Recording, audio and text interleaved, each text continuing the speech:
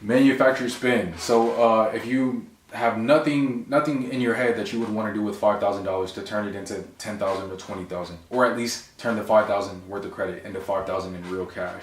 I could come up with a couple off the top of my head. Simply buying and flipping items. Like there's a Reddit community called r/flipping. Make some fake vouchers in there and act like you're really making money and trade information, right? That's how I came up trading information. I pretended like I had methods, and people who really did have methods traded me for my fake methods, and then I got into real methods and I traded those, right? Was it kind of fucked up? Yes, but I always went back and looked out for the people who helped me on my way up. But yeah, on r/flipping, people buy 5,000 worth of products all day and sell that for 10,000. Like one example was, there was a college and like all the students were leaving and they all had mini fridges. So he just went dorm to dorm and bought all the mini fridges, and because they were leaving, they just wanted to get rid of them. They were selling them for like $20 to $50, and he instantly resold them online for 200 plus. Search mini fridges on r/flipping if you think I'm lying. Reddit.com/r/flipping.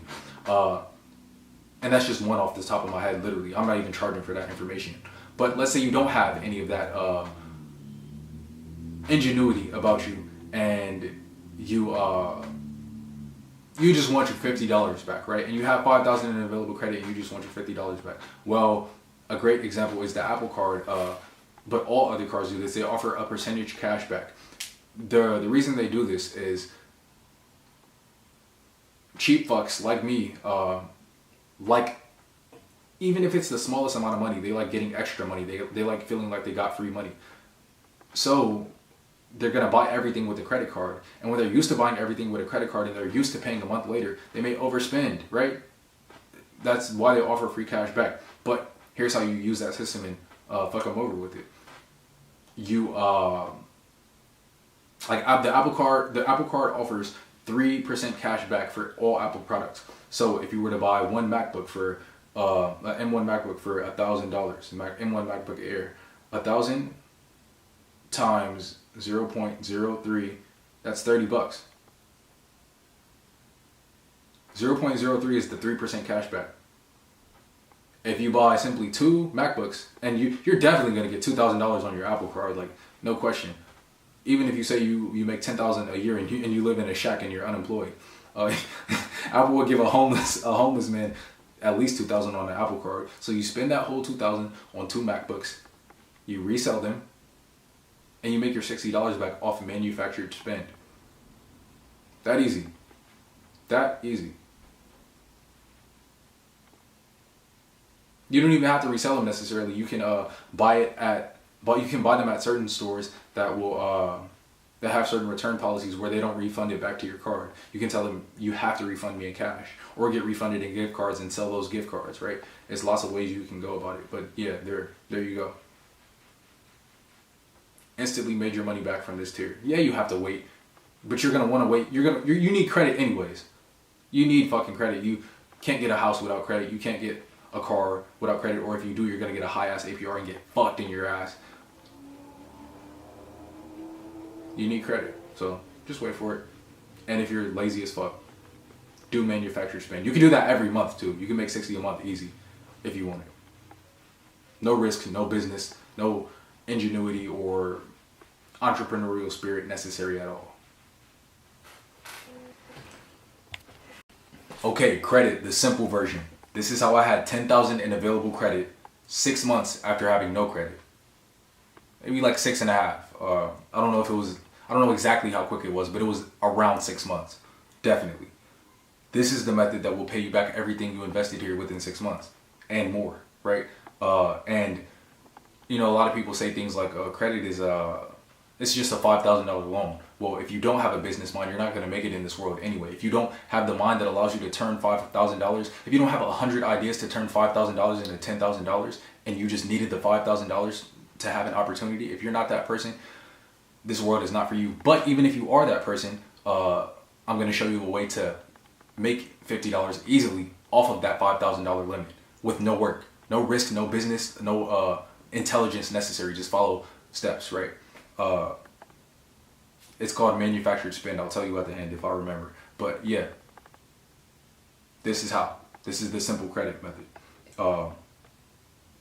And this is the basic guide to follow. If you want to learn enough to experiment on your own, there's going to be credit breakdown videos. There's going to be one that drops with this one with the launch of the Patreon, but there's also going to be more. Look into those if you want to. Here I'm gonna build it all for you and tell you what to do step by step. If you want to learn why each piece belongs where it does, and rearrange pieces for yourself to customize it for yourself, you're gonna have to do more research, and that's where that comes in, right? If you don't watch that video and the multiple videos that are gonna come after that, do not deviate from the guide at all. If you deviate even a little bit, you may fuck something up very bad and waste all your time and money, and then you're gonna have to get your credit fixed, right? That's the good thing about credit. Nothing is irremovable. Not student loans, not bankruptcies. Everything is fixable. It's just gonna be a ton of effort to fix it, and it's easier to just not fuck up in the first place. With all that being said, let's go. First, you have to think like a predator. These creditors, the people who are, giving you credit, they're predators. They're preying on you. Why are they loaning you free money? To get you to carry a balance so they can charge you interest, right?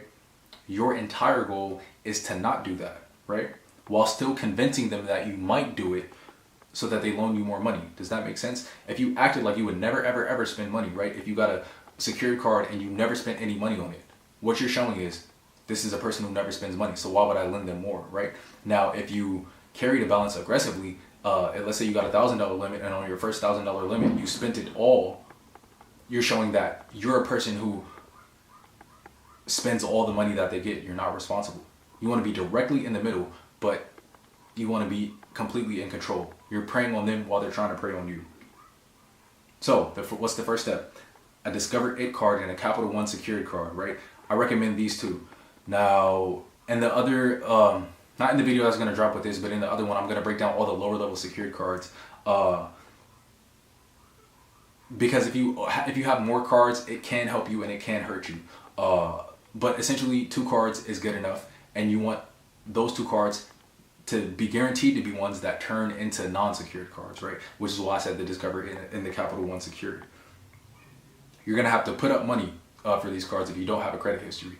If you have a family member or even like a friend who has credit, and you want them to add you as an authorized user on one of their cards. Now, FICO 8 does not recognize authorized users. FICO 9 as well as FICO 2, 4, 5, and 7 recognize authorized users. The problem is FICO 8 is one of the most popular. So if you're going to use the authorized user method, you need to apply for specific cards. But I'm getting in too deep with that right now. This is just the simple method. I'm sorry. You have to put money up for these secured cards because the banks don't trust you yet. You have no credit.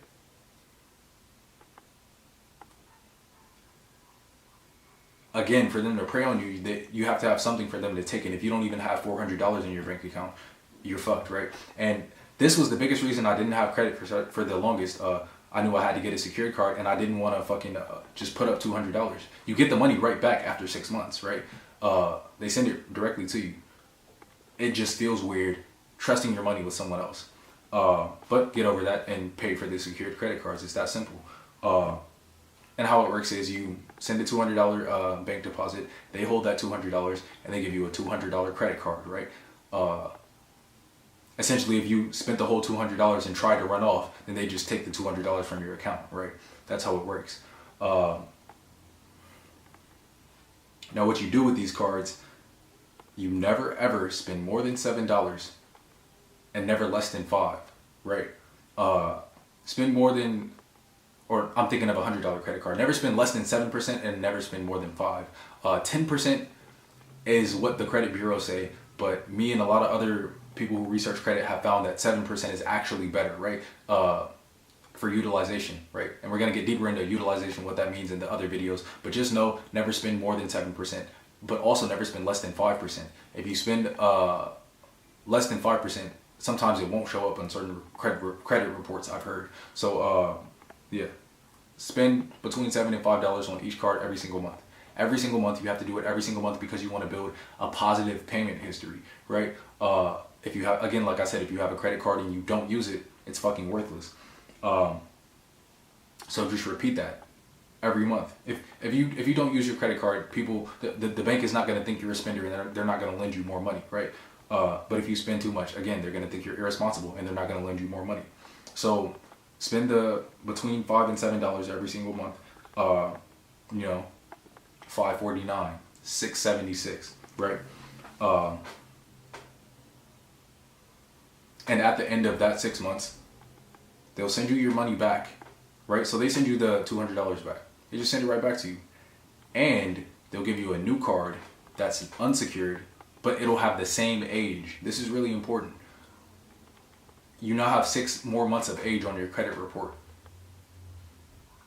If you were to open, because after 6 months, that's when you get your credit score. For the first 6 months, maybe like in 3 months, you may have a credit score, you may not. I did, but it was a low one. It was like 6 something. But after the 6 months, that's when you're going to get your fresh 700 credit score. And if you were to apply for a new card at that time, the age on that card would be 0. That looks bad. You have 2 cards that are now $1,000 cards that are essentially new cards for you. You have 6 months on each of them, right? So now you got 2,000, right? You're almost there to the 5,000. Now here's where you start thinking like they do, right? Why do they loan you money?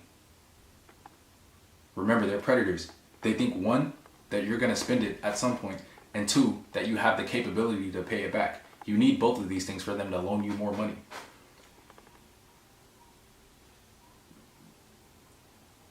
If you have low income or no income, you may do something like lie about your income, which is illegal, but don't do that. So don't do that, right? But if you did that, if you said you made $100,000 a year applying for an Apple Card, they would give you high limits like $10,000. Yeah, 6 months after you had no credit. I wouldn't apply on the exact day, the exact 6 month date. I would probably wait a day or two. But yeah, and again, that's lying on a credit application. That's illegal. But they're giving out $5,000 to $10,000 limits, simply for people who make $100K. And also, you might just be optimistic, right? You may have like a real good plan and have deep faith in yourself that you will make $100,000 that year. So.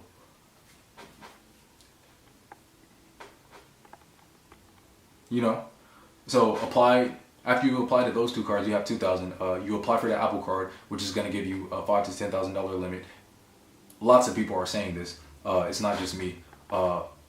This is known.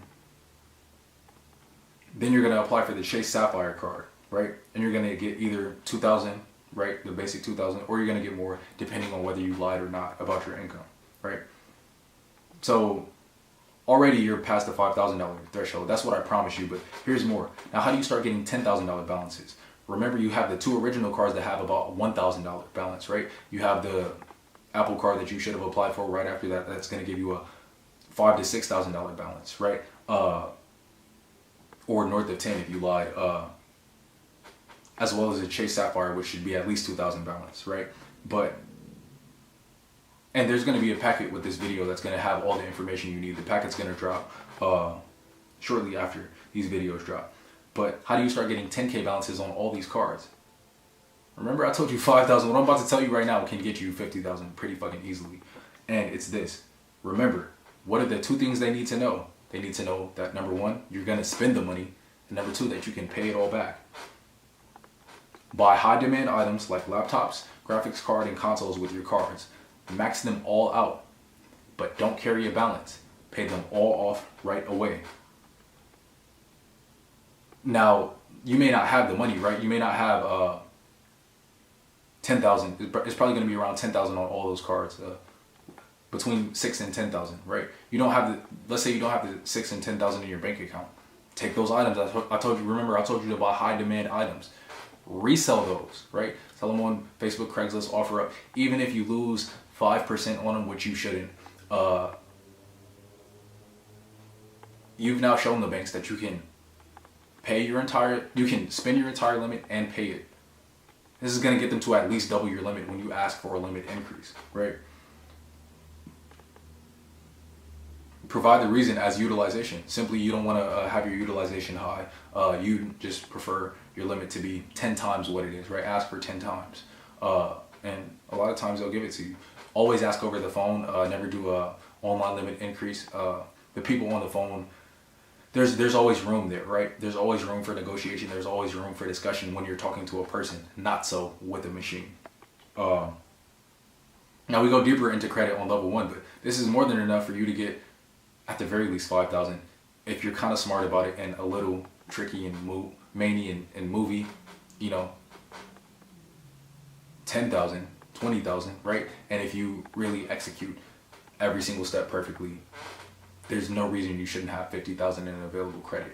And the cards I mentioned in this video are going to be included in the packet, but there's going to be some other cards and at which phase you should apply for those cards at, and other information in the packet. So yeah, that's credit. Turn $50 into 50,000 easy. I told you 5, but really 50 is possible.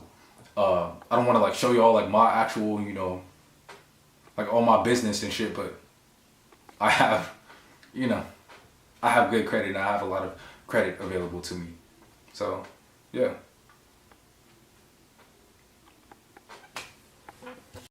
First in-depth credit video, the FICO breakdown. So there are different types of credit scores, but the main one that matters is the FICO score, right? There are more than 5 different FICO scores, right? It really gets deep and complex, and more complex than it's worth actually researching, right? Like for example, I believe there's FICO 2, 4, and 5 for auto and mortgage, right?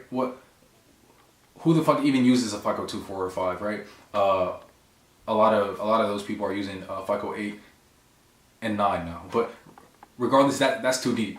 If y'all want to get that deep, let me know and we'll get that deep. But this video is gonna be deeper than the average video. But it's not gonna be so deep that, you know, you're becoming a fucking credit nerd and you know FICO better than FICO knows FICO. You don't really need to do all that to get great credit for yourself, right? You just need to be able to think like the lender, and that's really what this FICO breakdown is about. So there's all these different FICO scores, but they all have these 5 factors. And even though these 5 factors are weighted differently, if they're all perfect, then you will have the best possible score, right? The highest weight factor, and I'm gonna say all these factors in the order of their weight, right? The highest weight factor is usually always payment history. Pay all your payments on time, no matter what. Never miss a payment ever. Ever. Just don't miss a payment. Just don't do it. The next factor that's usually next up, these two sometimes switch places, but for the most part, no. But these two usually make up 60% of the score, and that's utilization, right? Payment history and utilization, 60% of the score.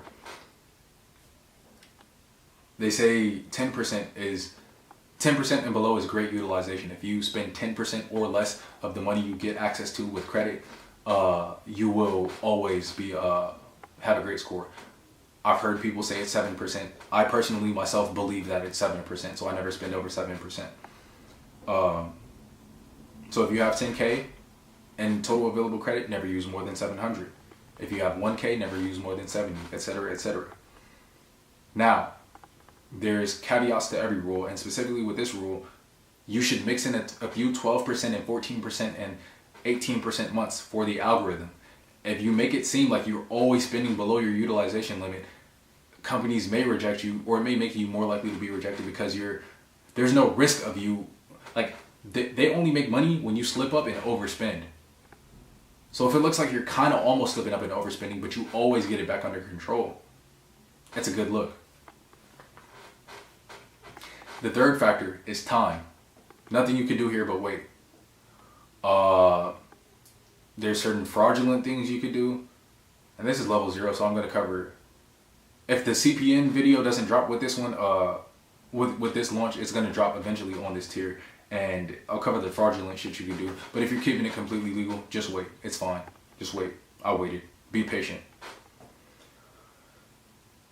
But to give yourself the best shot with time, open 3 or more secured cards that upgrade into unsecured cards. And that's why, you know, in the first simple video I said 2, because a lot of people like can't handle more than 2. setting up automatic payments, making sure. Honestly, I think for your first 6 months, you shouldn't even have automatic payments. You should be so focused and so disciplined that you remind yourself multiple times, set 2 alarms, set 6 alarms on different phones to make sure you make those payments, because you have to get in your head how serious it is to not miss a payment. But if you're understanding of, the process and how it works, if you have an in-depth understanding, you want to open 3 or more unsecured cards that turn into secured cards. 3 or more secured cards that turn into unsecured cards, because time is calculated based on your average length of a credit account. So if you have 2 accounts that, or let's just say, to make it simple, let's say you have 1 account that's a year old, and now you have opened a new account today that's 0 years old, it's 0 days old, right? Now your average time is going to be 6 months. That's pretty bad. 1 and 1, right in the middle, right? Halfway between 0 years and 1 year is half a year, which is 6 months. Does that make sense? But let's say you had 3 cards, right? Let's say you had 3 cards that were a year old, and now you have 1 that's 0 years old. I don't know the exact math on that. Let's do 4 to make the math easier. Your average age is going to be 3/4 of a year, I believe. Yeah, it's going to be 3/4 of a year, which is how many months? Is 8 months? So, 4. No, it's not 8. 12. Oh yeah, it's 3. It's 9 months. It's exactly 9 months. Your average time is going to be 9 months, which is way better than 6 months. I'm not a fucking math guy. Okay. Next is inquiries, right? If you inquire for a lot of credit, it's going to make it look bad. It's going to make it look like you're desperate for credit. It's going to make it look like you really need the money. So you're going to have to make some inquiries, get them all removed. We talk about how to get them removed on the $100 tier. If you have tons of credit, you should be easily able to afford $100. Oh fuck, I didn't talk about the manufactured spend. I'll talk about that in a separate video. But yeah, if you're inquiring, like right now, I have a ton of inquiries on my credit report. I still have north of 750. But and I'm gonna do this, like, for the $100 tier, I'm gonna show y'all me doing it myself step by step. When I do that, it's gonna go up to like 770, 780, 800 when I remove all the inquiries. I have tons of fucking inquiries. But again, this is lower down the list, so it's not as important. And last is credit mix. Credit mix is the different types of credit, right? So if you're only paying off credit cards, it may look to the companies like, this guy's a credit card man. What would he do with the car loan? What would he do with the house loan? Honestly, it doesn't like make too much fucking sense to me, but this is how they do it. So yeah, you have to show that you are able to pay off lots of different types of credit, not just a lot of credit, right? So if the guy who has 20,000 on a mortgage and 20,000 on credit cards and 20,000 on a car loan looks better than the guy who has 100,000 just on credit cards.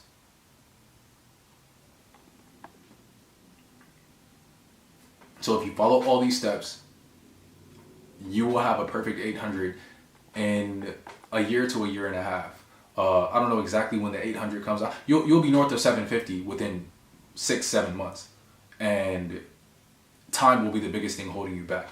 And eventually, within a year and a half, you're gonna have an 800. Also, something that's not on your credit score, or not directly on your, it doesn't make up the number of your score, but it's definitely taken into account, is the average limit on your credit cards, right? So if you're applying for an Amex $10,000 limit credit card, and you have hella $100 and $200 and $500 credit cards, it's gonna look bad. That's why you don't apply for any other like weird credit cards, and definitely don't apply for any credit card. I'll say that in the manufacturer spend video, because that's gonna be shorter. More people are gonna watch that, I assume. Never apply for or respond to any credit card you get in the mail. Not Credit One. Those are fucking scams.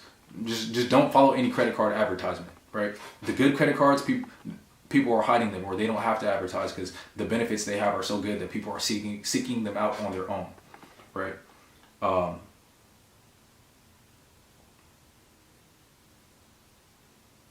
And just another free tip for this video, uh, download the Experian app, sign up, make an account, and also make sure that you send the letter opting out of being able to sue them, because you have to sue these credit bureaus as part of the credit repair process. That's like a whole other thing. But make sure you send the letter opting out of the lawsuit, and I'll attach that letter in the package for this video. But use the app multiple times a week, and eventually they'll offer you a free month, right? A free month of Experian Pro, and it'll show you a bunch of Experian FICO scores and FICO 8 for TransUnion and Equifax. And then I'm pretty sure they offer you a free trial, so just cancel it at the end of the free trial, and just rinse and repeat for your free fucking monthly scores, free scores. So yeah, that's a basic FICO breakdown. I was getting in deeper, but really it's the same philosophy, right? It's just certain ways that they go about enacting that philosophy, and that's a philosophy of they're creditor predators. They want you to slip up and spend too much money on a credit card so that you carry a balance and get charged interest, right? That's their whole goal. So they want to see that your utilization is low, because if it's high, they don't want to give you more money. They want to see that you're paying your shit off on time, because if you miss payments, you're likely to stop paying, period. You know? Like, but it's the same philosophy. So yeah, that's the intermediate FICO breakdown, giving you more insight on how exactly FICO scores are made up. Alright, I think this is the first unethical method on level 0, and that's the credit runoff. So I showed you how to build up your own credit, right? And you could run off with that if you wanted. And you'd have $5,000.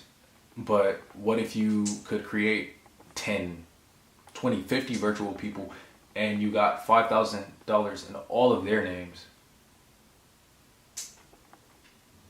and ran off with it all? You'd have a lot more fucking money at that point, wouldn't you? Yes, the answer is yes. This is the power of fucking waiting 6 months, right? All these other methods that are quick, you know, if you run up 10 bands off Amazon refunds in a week, you're going to fucking jail.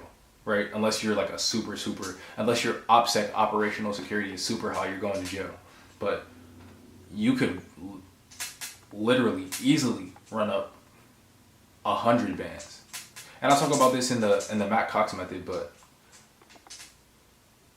here it is, you know, actually how to do it step by step. You know, you could easily run up 100 bands, and nobody's gonna trip about that, right?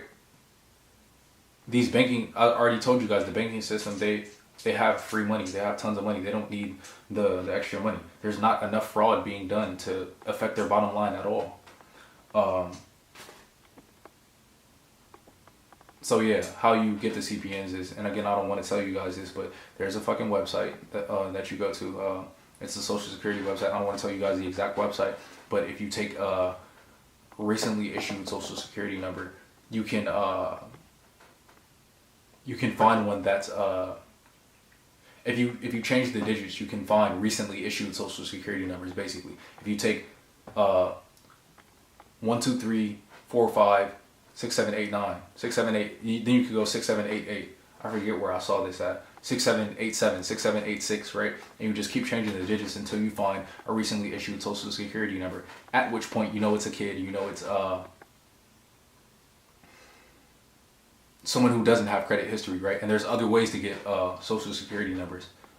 I think I made an Instagram post about that. But once you have the Social Security number, you create a new credit profile by lighting up the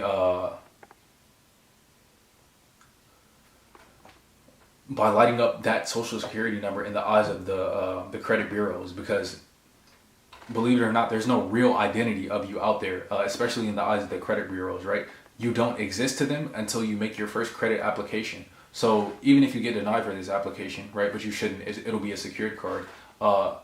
When you make that application and you say, like, let's say the Social Security number actually belongs to Billy Bob, but if you make the application under James Derrick, well, the credit companies only have that Social Security number tied to James Derrick. There's no government database that they search up to make sure that the social security number actually belongs to a James Derrick and not a Billy Bob, right? That they don't do that. It's crazy, but it's true. So once you've made that application, you've created a new credit profile. That's where the term CPN comes from. It stands for credit profile number, right? It's always a SSN, but it's a new SSN. It's a blank SSN. It's a clean SSN that's now had a credit profile built around it. And all of your credit is based on that credit profile. So you take that credit profile, you build credit on it with the legal credit methods. But if it's a fake person, you could run off, right? Again, this is about fraud. This is about theory. This is about what I would do to start running up bans quickly. If fraud was legalized, right? If there was a fraud purge. I mean, this is not a quick one, but it's a slow one, a smooth one, a guaranteed one. One for the brainiacs, one for the people who can just follow simple instructions and make sure they get done. And if you do that, if you do the fucking bare minimum, you'll have bans on bans. Easy.